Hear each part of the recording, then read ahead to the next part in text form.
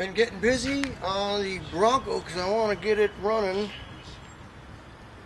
and eventually take it to a transmission shop and just say fix it, you know, do whatever it takes. I want this thing running like a champ.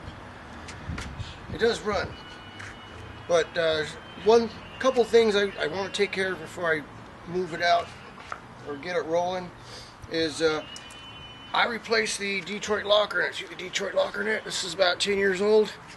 It's good, it works, it just has a little bit of play in it, and which is normal for a Detroit locker, but this one's, though, it's 10 years old, and I was thinking if I put a new one in, it'll get rid of some of that play.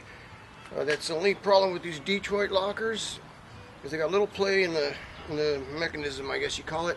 Makes it kind of rough driving on the street. It's not very smooth.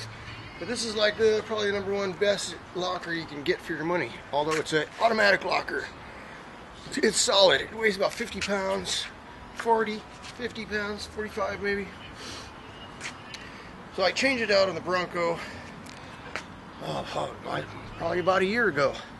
And I didn't set the backlash on it. The backlash is the position of the locker. It's either too much to the left or to the right. There's shims that go on the sides of these bearings here, and there's a whole method of setting these things up. So what I did, I just shoved the shims back in there to get it in there and make it drivable. You know, it's not set right.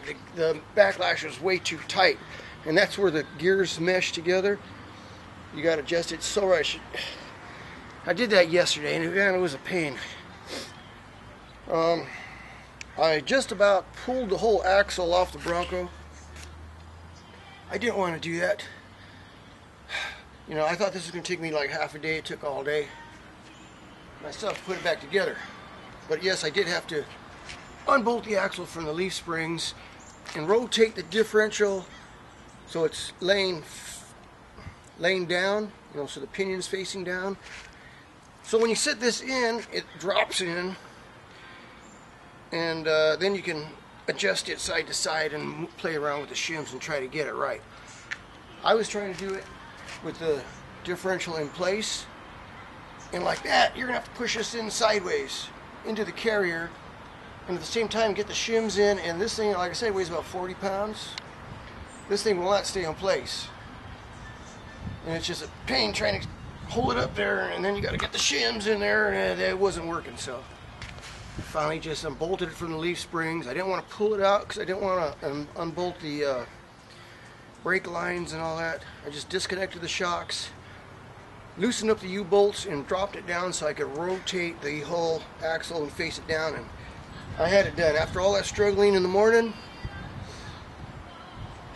once I got that done, it was beer time. So it's Sunday morning now, and I got to get back to work on that. Basically, I'll just bolt it all back together, put some oil in it.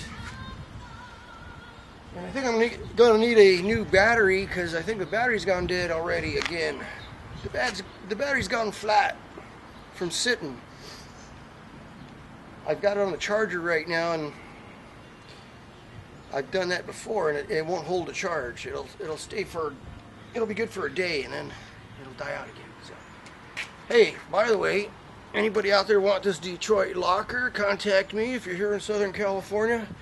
This is for a Ford 8.8 Bronco axle. 32 spline, I think. I'm not sure. But yeah, it's just sitting here in the garage collecting dust. Works. I wouldn't recommend it for the street, though. I recommend it for a, an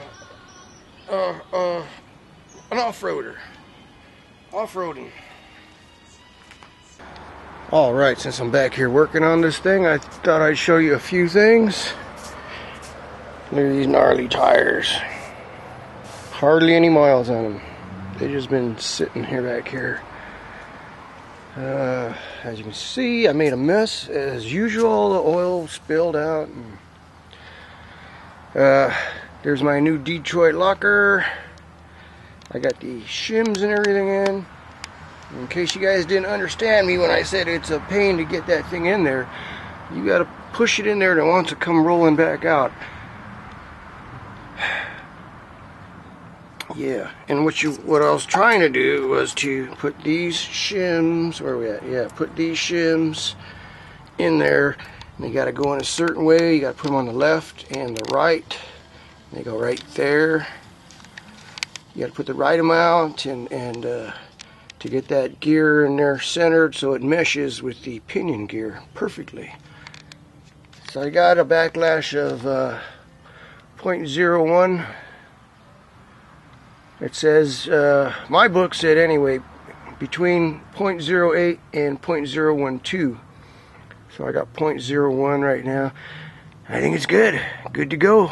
That's a fairly new ring and pinion set in there too, that I had installed by Sutton Engineering. Sutton Engineering has worked on this vehicle for the last, 10 years. They've always done my axles and gears and all that. They did the front, they did the rear, they did my my Ranger, my old Ranger, my FT50. The guy does all kinds of axles, race cars, low riders, you name it. You need a custom axle? Sutton Engineering. Yeah, talk to Big Ed. Yeah, so yeah, see, I got my new brakes on and all that stuff was done not too long ago. Haven't driven it anywhere.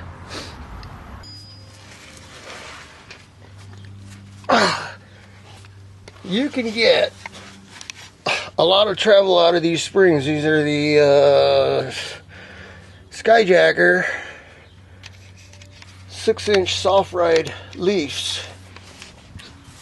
Right now they're not even fully drooped. They'll droop more than that. You can see the rear shackle there.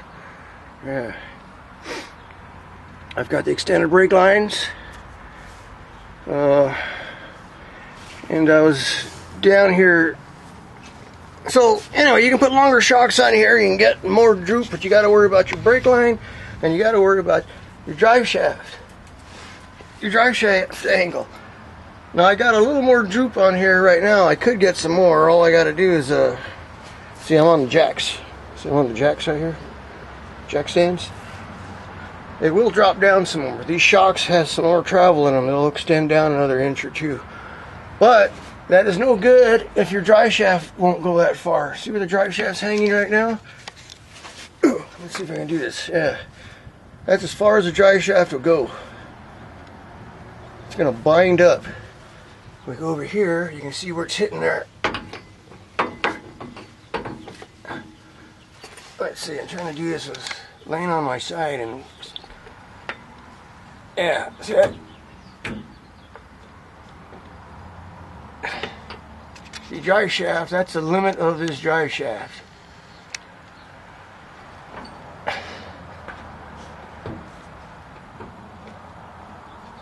Right there, that's it, maxed out, so it's not much. It's not much. You gotta keep that in mind when you're putting longer shocks, trying to get more travel out of these things. You can get more travel, but the drive shaft has to be reworked. I'll probably have to go with a some kind of custom drive shaft. I mean, it's drivable, but in extreme situations, that thing's going to bind up there, and something's got to give. You don't want that happening on the trail. Another thing is, now I found this out after I put this lift kit on many years ago. That Pro Comp, this is originally a Pro Comp lift, did not come with extended bump stops. So the factory bump stops go way up here. Okay? So when you put the lift on, you're also adding longer shocks. Well, when you add the longer shocks, typically the shocks are going to bottom out now before you hit this bump stop. This bump stop has to be lowered down to accommodate the longer shock. So you go with the longer shock, the body's also longer. You know, so something's got to give. You don't want your shocks bottoming out. So anyway, I made these myself here. I made these brackets, lowered it down, and put these urethane bump stops.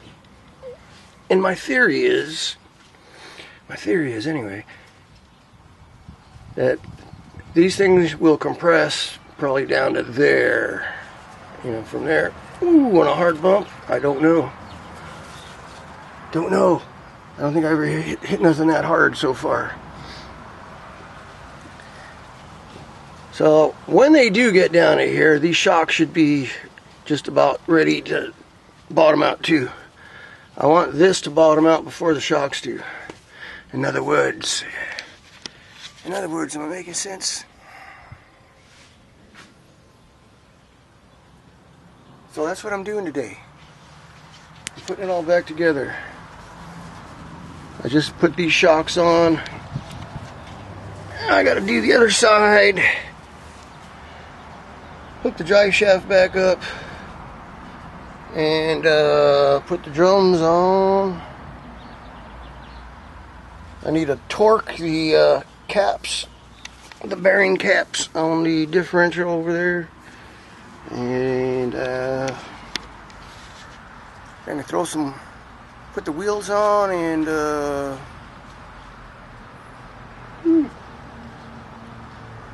see if she'll start up. I've had the battery charging for the last 2 days. Look at my little cactus flowers here.